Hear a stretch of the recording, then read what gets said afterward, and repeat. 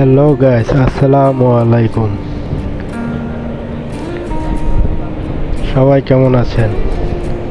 আজ আমার সিঙ্গাপুরের চাইনিজ নিউ ইয়ার ছুটির দিন, চাইনিজ নিউ ইয়ারের বন্ধ।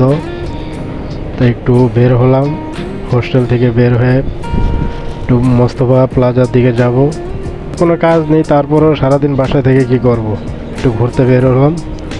আপনারাও সাথে থাকুন, দেখুন কোথায় যাই, কি করি। প্রথমে চলে আসলাম এমআরটি স্টেশনে, এখান থেকে ট্রেনে উঠবো।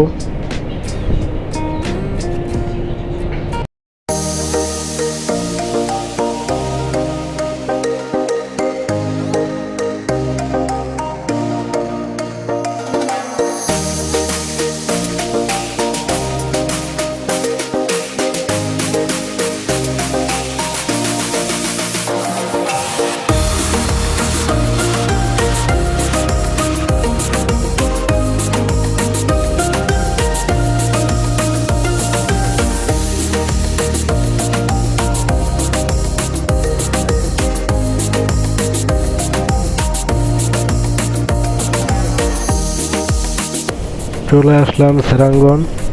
এখানে বাংলা রেস্টুরেন্টের অভাব নেই, অনেক রেস্টুরেন্ট আছে। আমারও প্রচুর খিদে পেয়েছে, এখন আমি খাওয়া দাওয়া করে নেব।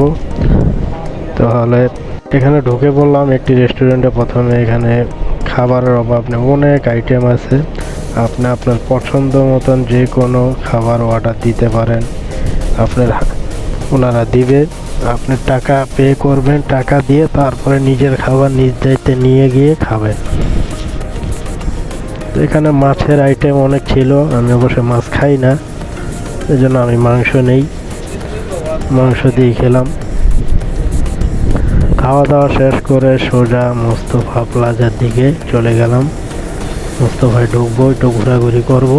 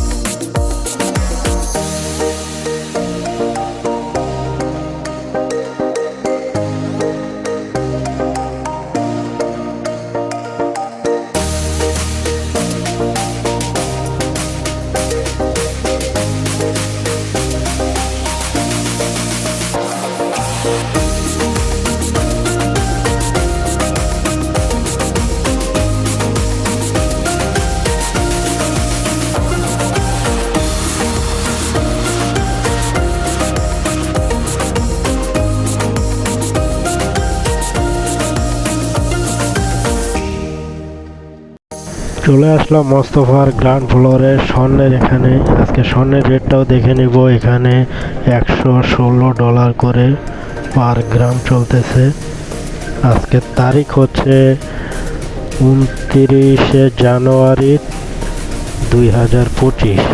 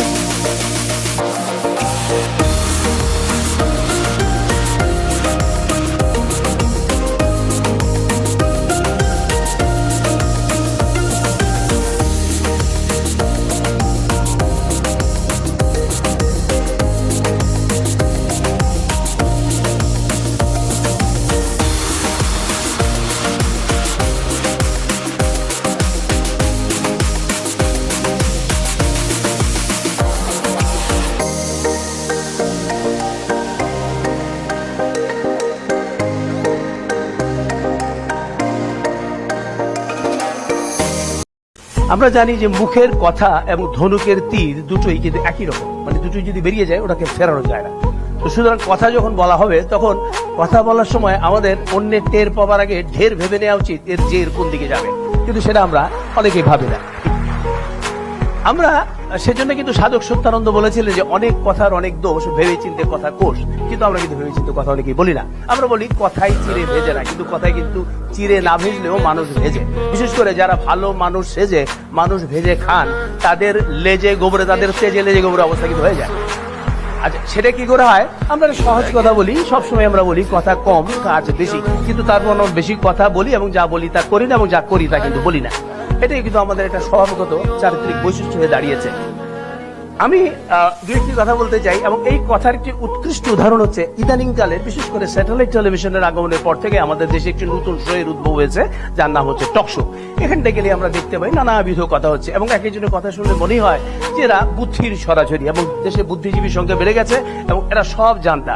পররাষ্ট্রনীতি, রাষ্ট্রনীতি, অর্থনীতি, সংস্কৃতি, নানান কীর্তিতে ভরপুর এ ধরনের আমরা কথা শুনতে পাই।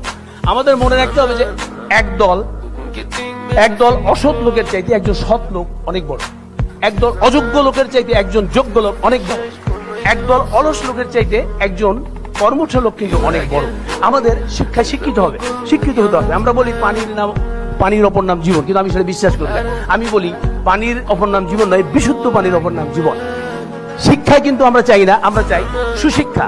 আমরা চাই, বলে না যে আমরা ইচ্ছাটা কিন্তু উপায় হয়, ইচ্ছা থাকলে হবে না, সেটা থাকতে হবে সদ ইচ্ছা। চিন্তা থাকতে হবে, সেটা হবে সুচিন্তা। বুদ্ধি থাকতে হবে, সেটা হবে সুবুদ্ধি। এর সমন্বয় করে সততার সাথে যদি আমরা এগিয়ে যাই, তাহলে কিন্তু আমরা আমাদের অভিষ্ট লক্ষ্যে চলে যেতে পারবো। আমরা বলি 10 মিলে করি কাজ, হারি জিতি নাহিলাস। আমরা কি কাজ করি? তবে কি শুভ কাজ করি? সবাই শুভ কাজ করি না।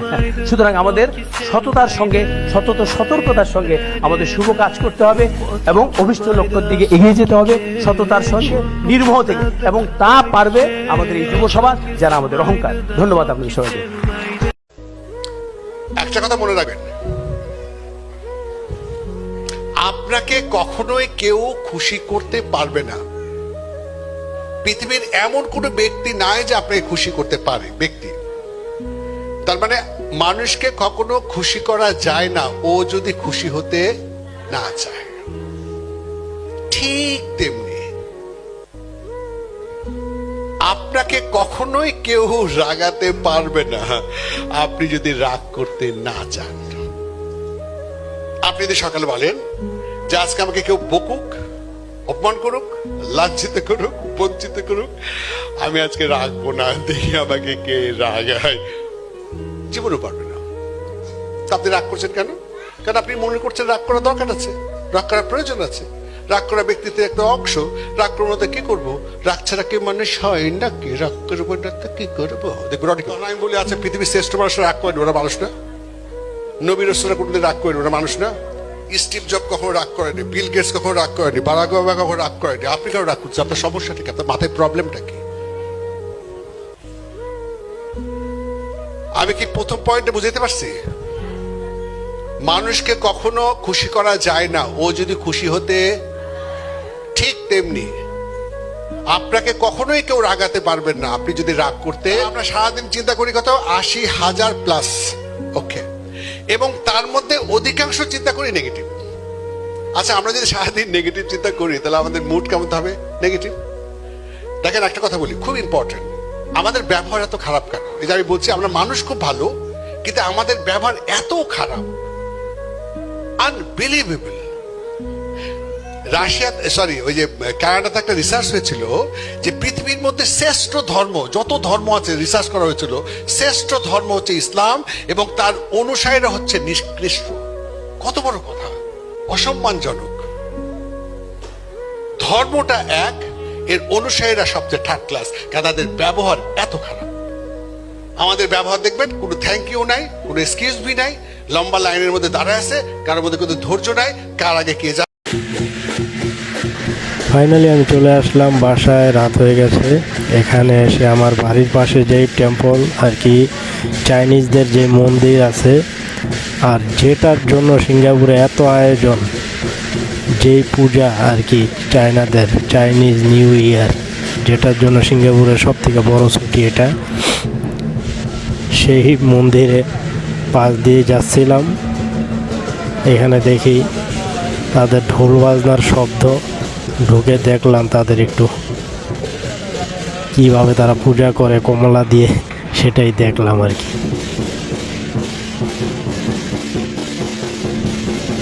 আজ এ পর্যন্তই। আর আমার চ্যানেলটি যারা নতুন দেখতেছেন অবশ্যই প্লিজ আমার চ্যানেলটি সাবস্ক্রাইব করবেন, আর এই ধরনের নতুন নতুন ভিডিও পেতে অবশ্যই আমাকে কমেন্ট করে জানাবেন। আর এই কথাটা আমি প্রতিবারই বলতে থাকি, সিঙ্গাপুর সম্পর্কে আপনাদের কারো যদি কিছু জানার থাকে অবশ্যই আমাকে কমেন্ট করে জিজ্ঞাসা করবেন। সবাই ভালো থাকবেন, আল্লাহ হাফেজ।